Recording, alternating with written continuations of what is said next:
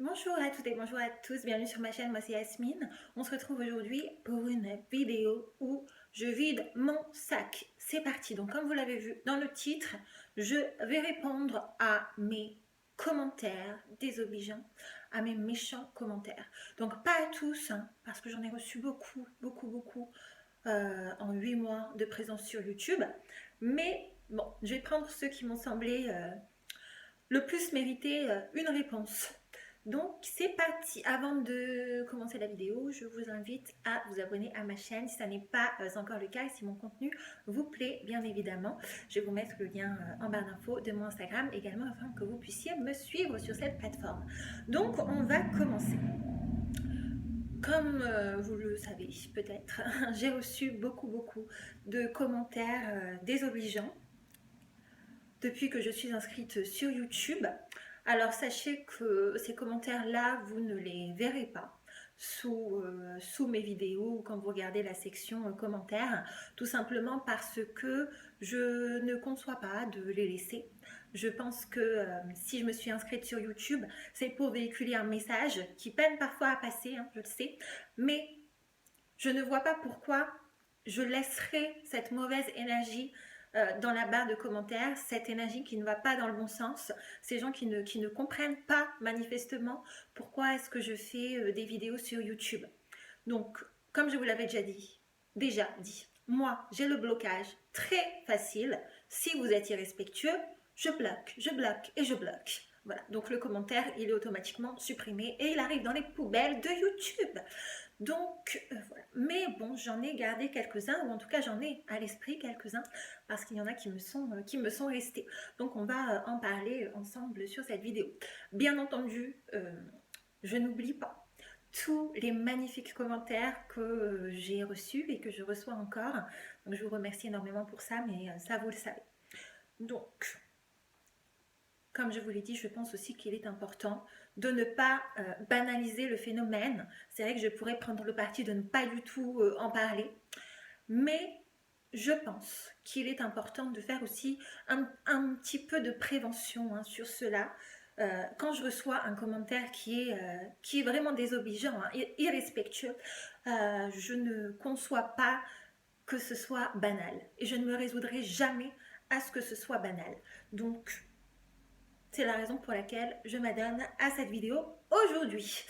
99,8 on va dire des commentaires méchants que je reçois sont relatifs à mon maquillage, bien sûr, ce fameux maquillage. Donc bon, je vais vous épargner tous les commentaires parce qu'ils sont, en plus de ça, il manque vraiment d'originalité. J'ai reçu au moins 20 ou 25 commentaires qui étaient pareils, au mot à la lettre près. Le commentaire, je crois, qui est le plus revenu, c'est une blague le maquillage, c'est une blague le maquillage, ou c'est une blague, ou c'est une parodie, c'est de l'humour, c'est une blague, c'est une blague, c'est une blague. Bon, bien sûr, ça, je ne perds pas mon temps, je bloque tout de suite, c'est une blague. Non, j'ai fait 43 vidéos. Là, c'est ma 44e sur YouTube. Donc, je pense que si vous preniez vraiment le temps de regarder les 43 vidéos, vous sauriez que cela n'est pas une blague. Absolument pas. C'est même tout sauf une blague. Donc, voilà, je ne m'attarde pas sur ça. Évidemment, j'ai eu aussi une certaine Marie qui m'a posté « Je portais le même maquillage que toi en 2010. C'est vraiment gênant. » Alors, je ne sais pas si c'est mon maquillage qui est gênant ou si c'est ce commentaire complètement inutile et qui manque de tout, qui manque de bienveillance, qui manque de construction, qui manque d'arguments. Enfin, comme je vous l'ai dit, on ne change pas les gens. Si je porte ce maquillage et que je l'assume pleinement, il faut juste que vous l'acceptiez. Vous n'avez rien d'autre à faire. Voilà. J'ai fait une vidéo. Pourquoi est-ce que je me maquille? J'ai fait une vidéo relative au harcèlement scolaire où j'explique pourquoi est-ce que j'en suis venue à me maquiller comme cela. J'ai fait une vidéo le pouvoir du maquillage. J'ai fait une vidéo mise au point. Et ça ne suffit toujours pas. Il y en a toujours qui n'ont pas compris, qui ne veulent pas comprendre. Qu'est-ce que je peux faire pour vous? Je vais pas passer mon temps à m'expliquer, quoi. À un moment donné, soit vous ouvrez vos oreilles et vous comprenez, soit vous n'avez pas l'intelligence qu'il faut pour comprendre. Et je ne peux rien pour vous. Je suis navrée. Je ne peux rien. Voilà. Donc, bien sûr, un des mots aussi qui revient le plus, c'est pot de peinture, associé à cagole. Pot de peinture, cagole, pot de peinture, cagole. Donc bon, cagole, je suis allée chercher la définition sur l'internaute. Une cagole, ce serait une jeune femme qui affiche une féminité provocante et vulgaire, écervelée, familière du Sud-Est. Bon, tout un programme. Familière du Sud-Est, alors non, je ne viens pas du tout du Sud-Est, je viens du centre de la France. Écervelée, je ne crois pas que je sois écervelée, mais je trouve même que c'est très, très, très désagréable et déplacé de dire d'une femme qu'elle est écervelée. Je pense que personne ne l'est. Et jeune femme qui affiche une féminité provocante. Vous savez, la provocation, moi, c'est un mot que je déteste employer. Et à chaque fois qu'on me parle de provocation, je reprends les gens sur ça. Parce que la provocation, bien souvent, elle est dans le regard de celui qui porte ce jugement. Moi, je ne considère pas du tout que je suis provocante, que mon maquillage soit provocant, ou que mes robes courtes et mes robes soient provocantes. Je pense que la provocation, elle est dans le regard de celui qui parle de provocation. Donc, voilà. Et là encore, le plus affligeant, c'est que ce sont 9 fois sur 10 les femmes qui emploient ces termes de cagole et de pot de peinture. Donc bon, les femmes qui rentrent les deux pieds dedans, hein, dans le patriarcat et dans tout cela. Hein, mais vous n'avez toujours pas compris, vous ne voulez pas comprendre. Mais ça n'est pas grave, n'est-ce pas? Peut-être qu'un jour, vous aurez la présence d'esprit, peut-être qu'un jour, vous aurez un déclic. Et j'en serais vraiment ravie pour vous. Mais en attendant, vous êtes dans l'obscurité. Hein. Vous êtes vraiment dedans. Donc, écoutez, les femmes qui s'insultent entre elles, ben, c'est très joli et puis ça va dans le bon sens. Voilà. Ensuite, j'ai eu un commentaire sous ma vidéo discriminée à l'embauche parce que trop sexy. Alors, cette vidéo, sachez qu'elle avait fait pas mal de vues pour ma chaîne parce qu'il y a une ou plusieurs personnes, je ne sais pas, qui l'ont republiée sur Facebook, sur une page, je ne sais pas laquelle, je me doute.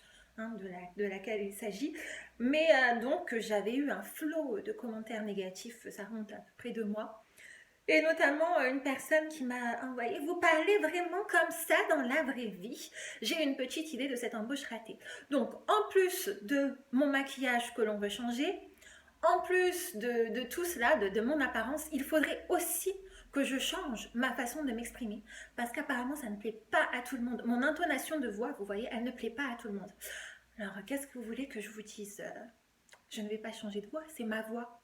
C'est comme ça. Donc, j'ai une petite idée de cette embauche ratée. Bien, non, ça n'était pas pour cela que cette embauche a été ratée. Si vous avez suivi la vidéo, vous le savez. Mais bon, quand on est borné, écoutez, on l'est. J'ai aussi eu un commentaire qui me disait que je parlais comme Kim des Marseillais et que j'avais le rouge à lèvres de Paris Hilton et qu'elle pensait, quand elle a vu ma miniature, que c'était une miniature de 2008. Alors, bon, déjà, Kim des Marseillais, je vois pas qui c'est, et Paris Hilton, je vois un peu plus, mais on sent la culture très prononcée de la personne qui m'a envoyé le commentaire. En tout cas, on sait de quel bord elle se trouve. Je n'en dirai pas plus. Et écoutez, le rouge à lèvres de Paris Hilton, oui, bah, si ça vous plaît. Et une miniature de 2008. Alors, je ne sais pas ce que vous avez avec les 2008-2010. À chaque fois, on me dit, tu te maquilles comme en 2010 ou enfin, je sais pas. Mais même si c'était le cas, et alors même si je me maquillais comme dans les années 90, comme dans les années 80, qu'est-ce que ça pourrait vous faire? Qu'est-ce que ça changerait à votre vie? Bah rien. Donc, je ne comprends pas. Et puis, comme je vous l'ai dit, mais ça, je ne vais pas le redire, je l'ai dit dans 25 000 vidéos, le maquillage, c'est une affaire de goût personnel. On n'a pas à vouloir changer l'autre. On n'a pas à lui dire qu'il est mal maquillé, pas assez maquillé, trop maquillé. C'est déplacé. Quand est-ce que vous allez le comprendre? Quand est-ce que vous allez comprendre qu'il suffit juste de respecter le choix de chacun et de chacune? Et vous savez, des fois, ça vous a jamais questionné quand vous voyez aux informations, par exemple, si vous les regardez, des peintures ou des sculptures d'artistes que vous trouvez à première vue vraiment banales ou pour ne pas dire pas à votre goût, mais pourtant qui ont été vendus des millions d'euros. Ça ne vous fait pas tilt dans votre tête? Bah, c'est bien en fait que on voit toutes des choses différentes. On ne perçoit pas le réel de la même manière. Donc pour vous, quelque chose qui est banal ou quelque chose qui n'est pas à votre goût va être absolument exquis ou formidable ou extraordinaire aux yeux de quelqu'un d'autre. Et il va être prêt à dépenser des millions pour ça. Donc vous voyez, le goût, c'est une affaire personnelle, c'est très très subjectif. Donc n'essayez pas de calquer votre goût sur tout le monde. On ne pense pas tous pareil et heureusement. Donc bon, je continuerai à me maquiller comme ça, hein, n'en déplaise à certains et certaines, bien sûr. Ensuite, alors, qu'est-ce que j'ai eu d'autre? Bon, le commentaire le plus virulent pour l'instant de ma chaîne, c'est celui-là, je ne sais pas si vous l'avez vu passer. Donc c'était pareil, hein, sous ma vidéo discriminée à l'embauche. Donc je cite, on m'a écrit « Qui voudrait d'une prostituée de 5 euros, bas étage, même dans un sex shop, on n'en voudrait pas. Cela n'est même pas bon au RSA, cette chose. » Point. Alors, après enquête, non c'est même pas enquête, mais apparemment cette femme hein, qui a publié, c'est toujours une femme, qui a publié ce commentaire, il s'avérait que ce soit une personne qui habite dans la même ville que moi. Bon, ceci expliquant cela, non pas vraiment, mais bon, je peux comprendre en tout cas peut-être un peu plus la virulence du propos parce que je trouvais ça assez étrange qu'on soit si haineux comme ça sans me connaître. Donc c'est vraisemblablement quelqu'un qui m'a déjà vu dans la vraie vie et à qui je ne plais pas du tout. Donc bon, prostituée, ça je vous l'ai dit, c'est malheureusement une insulte commune. D'ailleurs, à ce propos, ça m'a donné une idée de vidéo. Vous savez, la prostitution, le maquillage et l'habillement, et toutes ces idées reçues qui entourent ces thèmes. Je pense que ce serait un très très bon sujet, et il est en travail, parce qu'il y a beaucoup d'idées reçues, et ça serait bien un petit peu de casser les codes.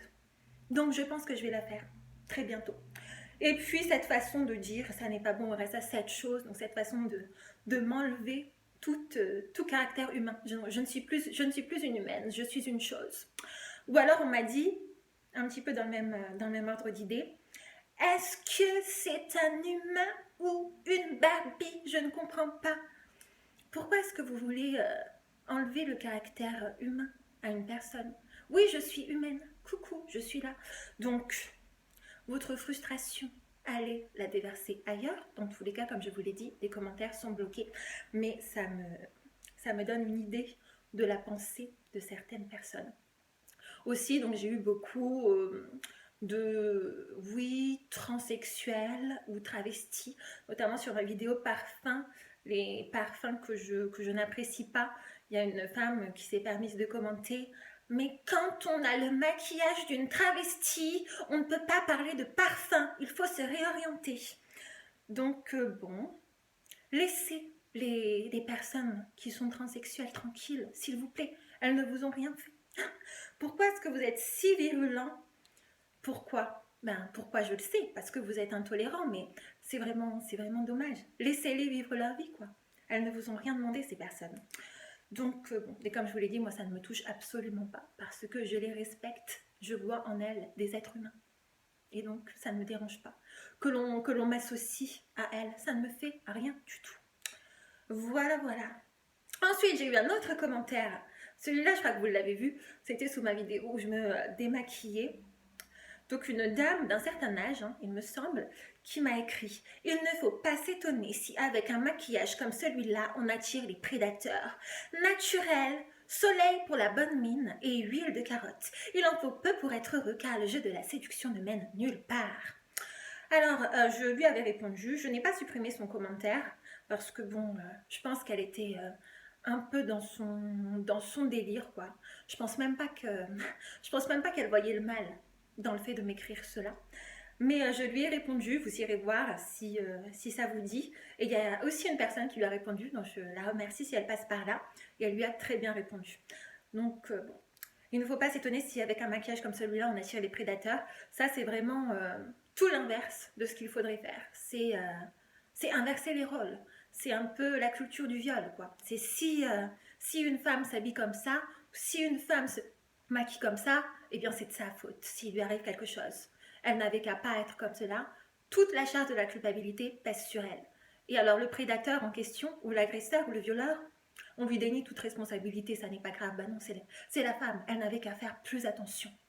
Donc bon, c'est catastrophique, mais comme je vous l'ai dit, c'est une femme d'un certain âge, ça n'excuse pas tout, loin de là, mais c'est vrai que il y a eu pendant de très nombreuses années cette mentalité qui était majoritaire. C'est pour cela qu'il faut faire bouger les lignes et dire non, ça n'est pas acceptable, ce genre de propos n'est pas acceptable. Voilà. Ensuite, j'ai eu un autre commentaire, pareil sous la même vidéo, un très long commentaire que je n'ai pas supprimé non plus, où la dame... alors ça m'a fait rire parce elle a pris tous les éléments que j'ai indiqués sur ma vidéo où je vous expliquais comment j'avais été harcelée scolairement, etc., où je vous expliquais mon cheminement. Elle a repris tout ce que j'avais dit pour s'approprier en fait le fait d'avoir compris la raison pour laquelle je me maquillais ainsi. Et donc elle en était venue à la conclusion que ça n'est pas possible de se maquiller de la sorte autrement que parce que on a en soi un mal-être. Alors ça, je trouve ça très impoli et très déplacé, honnêtement, de dire à quelqu'un, de juger quelqu'un, de lui dire, même si elle me dit qu'elle travaille, oui, moi je travaille dans le médico-social, même si vous travaillez dans le médico-social ou dans la psychologie ou dans je ne sais quoi, c'est très très déplacé de dire à quelqu'un qu'il ou elle a un mal-être si il ne vous l'a pas dit au préalable. Je veux dire, si tout le monde se permettait de juger le mal-être des uns et des autres, on en serait où, quoi? Parce que moi, si je vous disais s'il me permettait de juger, si je vous disais toutes les personnes qui selon moi ont un mal-être, donc les fumeurs, les drogués, les gens qui boivent de l'alcool plus que de raison, les gens qui sortent en boîte de nuit tous les week-ends, les gens qui ont des complexes, les gens qui ont des problèmes alimentaires, tout ça c'est un mal-être. Mais moi je suis personne pour vous le dire. Je veux dire, si vous n'en avez pas conscience, ça n'est pas à moi de vous dire mais t'as un mal-être. Non, mais laissez les gens tranquilles en fait. S'ils sont mal dans leur peau et qu'ils en ont conscience, eh bien c'est à eux de faire le travail sur eux-mêmes pour aller mieux. Mais ça n'est pas à vous, là, dans vos commentaires, de vous permettre de juger les gens parce qu'ils arborent tel ou tel style. Donc, mon maquillage, comme je vous l'ai dit, c'est un acte militantisme. Et en plus de ça, je l'aime trop. C'est un acte militant et je l'aime trop. Voilà, vous avez compris maintenant? C'est clair? On peut passer à autre chose. Donc, qu'est-ce que j'ai eu d'autre? J'ai eu... Ah oui, là c'est intéressant. Là, je vais m'attarder 2 secondes sur ça. Sur ma vidéo où je vous parlais de mes 4 conseils efficaces pour être détaché émotionnellement, j'ai eu un commentaire d'une femme qui m'a dit, donc dans cette vidéo, je ne sais pas si vous l'avez vue, mais je vous disais que pour moi, il était important que vous pensiez avec votre cerveau et non pas avec votre cœur en matière de relations amoureuses. Donc, cette femme m'a écrit: pensez avec le cerveau plutôt qu'avec le cœur, mais n'importe quoi, l'amour est irrationnel, et heureusement d'ailleurs. On se demande comment, à travers tes conseils efficaces, tu n'essayes pas de te convaincre toi-même. Alors, là c'est très intéressant, je vais m'y attarder. L'amour irrationnel, mais quel joli concept. L'amour irrationnel, c'est celui qui vous fait rester dans des relations où l'on ne vous respecte pas. C'est celui qui vous fait rester dans des relations où l'on vous dégrade, où l'on vous maltraite, où l'on vous insulte, où l'on vous rabaisse, où l'on vous violente. C'est celui-là, l'amour irrationnel. Non mais dites-moi que je comprenne bien. Donc, écoutez, si vous êtes une partisane de l'amour irrationnel, c'est-à-dire de l'amour sans raison, de l'amour comme quelque chose de fatal qui nous arrive comme ça sans qu'on ne puisse rien faire, je préfère vous dire qu'on a une divergence de fond et un désaccord presque irréconciliable. Parce que moi, sur ma chaîne YouTube, déjà je vous le dis, mes vidéos sur les relations amoureuses, je vais continuer à en faire parce que déjà ça me plaît beaucoup, c'est quelque chose qui m'intéresse grandement et je pense en toute humilité que cela peut aider certaines personnes. Je veux dire, je ne peux pas me résoudre moi en France à ce qu'il y ait en 2021 113 féminicides et que là on n'est même pas à la fin de l'année, à la fin du mois de janvier 2022, il y a déjà plus de 10 féminicides. Alors, je ne dis pas que c'est entièrement lié, mais si quand même. Je ne dirai jamais que c'est la faute des femmes, bien évidemment. Ça, je ne veux pas parce que j'ai eu un commentaire aussi où on me disait que j'étais sexiste parce que j'étais trop dure avec les femmes. Non, non, s'il vous plaît. Mais il y a des femmes qui n'ont pas eu les clés nécessaires de l'estime d'elles-mêmes, des standards à mettre, des limites à poser, on ne leur a pas appris. Ce n'est pas quelque chose qu'on vous apprend à l'école, ça, malheureusement. Et si vous n'avez pas une famille qui vous l'explique, si vous n'avez pas des amis, si vous n'avez personne qui vous l'explique, vous allez tomber dedans. Et ça va être très très dur ensuite pour vous. Donc, mes vidéos sur les relations amoureuses, je vous le dis, elles sont d'utilité publique. Donc, je vais continuer à les faire. Voilà. Donc, l'amour irrationnel, l'amour sans raison, l'amour sans fondement. Pour moi, l'amour, c'est tout ce qu'il y a de plus rationnel. Ça doit faire appel à votre raison. Est-ce que je suis digne de donner mon amour à quelqu'un? Et pourquoi est-ce que je lui donne mon amour? Je lui donne mon amour parce que il est digne de le recevoir, parce qu'il me respecte, parce qu'il me comprend, parce qu'il est sensible, parce qu'il communique convenablement avec moi, parce qu'il a une attitude irréprochable à mon endroit. Donc, ça a tout de rationnel. Voilà. Et je regardais aussi l'autre fois un live sur YouTube. Ça m'a fait vraiment de la peine. D'une femme qui a appelé. Donc, c'était une coach, je crois qu'elle s'appelle Aïssa. Enfin bref, je vous mettrai en barre d'infos si ça vous intéresse. Donc, c'était une jeune femme qui appelait pour avoir un conseil amoureux. Elle expliquait que elle était en couple, elle avait 29 ans, 28 ans je crois. Elle était en couple depuis 8 ans avec un homme. Et cet homme avait eu, au cours de leur relation de 8 années, 2 enfants. Donc hors de leur couple avec 2 femmes différentes. Et elle restait avec cet homme. Et elle n'appelait pas pour dire j'arrive pas à le quitter, je suis perdue, etc. Non, non. Elle appelait pour dire oui, bah écoutez, mon compagnon, il a eu deux enfants avec 2 femmes différentes pendant qu'on était en couple. Mais moi, ma problématique, c'est qu'il s'investit pas assez dans notre relation. J'aimerais vraiment le faire s'investir. Et quand Aïssa, elle lui a demandé. Elle lui a demandé, mais qu'est-ce que t'apporte cet homme? Pourquoi est-ce que tu restes avec lui concrètement? Elle lui a dit, mais parce que j'ai des sentiments pour lui, mais parce que je l'aime. D'accord. Mais c'est donc ça votre amour irrationnel. Donc, s'il vous plaît, les filles, mesdames, messieurs, si vous êtes partisan de l'amour irrationnel, vous ne trouverez pas votre compte sur ma chaîne YouTube. Parce que moi, c'est tout ce contre quoi je me bats. Moi, je veux que les femmes soient lucides en amour. Donc, si vous voulez prêcher pour l'amour rationnel, créez une chaîne YouTube et puis donnez vos conseils avisés. D'accord? Voilà. Mais ne venez pas commenter sous mes vidéos. Maintenant, vous avez mon avis. Voilà, voilà. Et puis, c'est un petit peu tout, tout ce que je voulais dire. Donc, 99,9%, c'était sur le maquillage. Et le reste, c'était ça. Ah oui, un dernier petit commentaire pour la route. J'ai eu un commentaire, bon, pas méchant en soi, pas méchant en soi, mais quand même, qui me dit, je sais plus, c'était sous ma vidéo mise au point, je crois. Donc, je vous invite à aller la voir si vous n'avez pas vu, qui n'était pas, qui était sérieuse. D'ailleurs, la plupart de mes vidéos sont sérieuses, je ne sais pas si vous l'avez remarqué. Mais à part une ou deux vidéos, celle de mon date, de mon pire date, celle-là quand je la regarde, oui, elle me fait rire, elle est très rigolote. Mais mes autres vidéos, j'aborde en tout cas, j'essaye d'aborder des sujets plus ou moins sérieux. Donc sous cette vidéo, j'ai un commentaire qui me dit « Tu es trop rigolote ». Alors c'est gentil, je suis rigolote, mais ma vidéo, elle n'était pas rigolote. En tout cas, elle n'avait pas pour but de vous faire rire, loin de là. Donc si vous voulez rigoler, il y a plein de chaînes YouTube qui sont spécialisées dans l'humour, mais moi, ça n'est pas mon cas. Moi, j'essaye d'aborder des thématiques qui sont un petit peu sérieuses.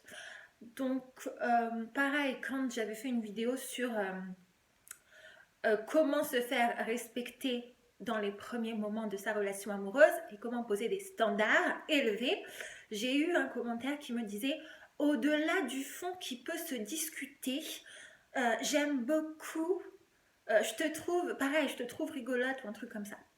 Bon, c'est gentil de me trouver rigolote, c'est toujours appréciable, d'accord? Mais Là, pareil, je ne fais pas une vidéo de 29 minutes où j'explique comment vous devriez faire pour vous faire respecter, mais c'est-à-dire que moi, j'y gagne rien à faire ces vidéos. Hein. Je veux dire, je ne suis pas monétisée sur YouTube, je gagne 0 €. Donc si je les fais, c'est parce que ce sont des sujets qui me tiennent à cœur, parce que je pense aussi que, comme je vous l'ai dit, ça peut aider certaines personnes. Mais s'il vous plaît, respectez mon travail, quoi. Parce que je me mets pas 29 minutes là à parler devant une caméra, ça n'est pas facile. J'ai essayé d'organiser mes idées en amont, etc., etc. Et si la seule chose qui ressort de cela, c'est que vous m'avez trouvé rigolote et qu'au-delà du fond qui peut se discuter, comme je vous le dis à chaque fois, je vous invite à commenter. Vraiment, il y en a plein qui ne commentent pas hein, d'ailleurs, mais je vous invite à commenter. Si la seule chose que vous retenez et si votre commentaire c'est juste tu es rigolote et ça peut se discuter, à chaque fois je vous dis vos commentaires, moi j'apprécierais qu'ils soient argumentés et constructifs. Qu'est-ce qu'il y a d'argumenté et de constructif quand vous me dites au-delà du fond qui peut se discuter? Mais dis-moi ce qui peut se discuter. Moi, je serais vraiment curieuse. Parce que pour moi, c'était une vidéo qui ne souffrait pas de contestation. Quand je dis aux femmes qu'il faut que vous vous fassiez respecter, qu'il faut que vous ayez des standards élevés, je comprends pas qu'on puisse contester ça, en fait. Je comprends pas. Expliquez-moi. Donc voilà, j'attends vos commentaires et si vous voulez commenter, essayez d'être un peu constructif, sinon je ne comprends pas, sinon ça n'a pas de sens pour moi. Donc voilà, c'était tout. Bien sûr, tout ça, c'est à la marge. Moi, de mes vidéos YouTube, je ne retiens que le positif, je ne retiens que les messages adorables que je reçois. Et quand vous venez me parler en privé ou dans les commentaires, ça me fait extrêmement plaisir. J'ai rencontré des personnes vraiment adorables sur YouTube et ça, j'en suis très reconnaissante. Donc voilà. Et je vais continuer mes vidéos, même si ça ne plaît pas à tout le monde. Voilà. Donc, on se quitte ici. Je vous fais de gros bisous. Prenez soin de vous et on se retrouve très bientôt dans une nouvelle vidéo. Bye!